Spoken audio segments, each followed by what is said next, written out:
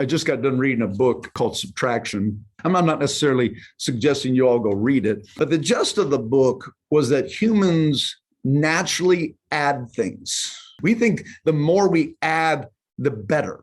And I would just say this to you to help you with this concept. And the author spent the whole book proving 80% of the time, more is not better.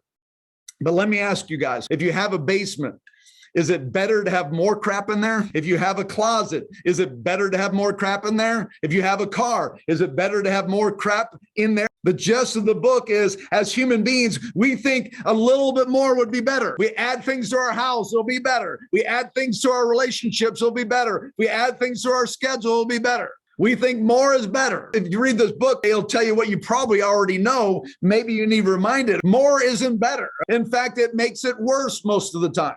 80% of the time, you adding more, you should have deleted some. In fact, there's entities out there that get paid fortunes, will come clean your closets for you, and they're going to get rid of crap. But how many times have we bought something, added something, whatever, and then a year later, 2 years later, we didn't do anything with it? And if that was the only negative, we could check, okay, well, a bad decision. But that's not the negative, okay? The negative is what it keeps us from getting if we didn't have that clutter, okay? I'm talking about the clutter in our brain, or clutter in our schedule, clutter around the place, okay?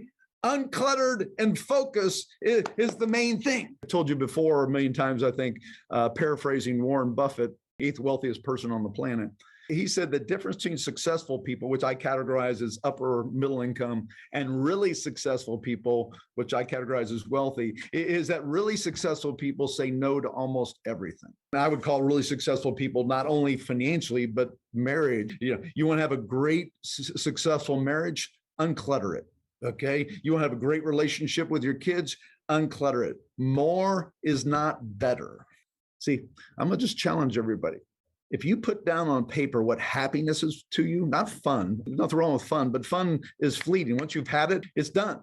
What I think most people want is happiness. And if you put on a sheet of paper what you want in happiness, I would suggest you clutter in your schedule, clutter in your stuff, clutter in your relationships isn't going to get you happiness. Here's what I know. There's enough time for you to put God first. I'm not sure how you get happiness without God.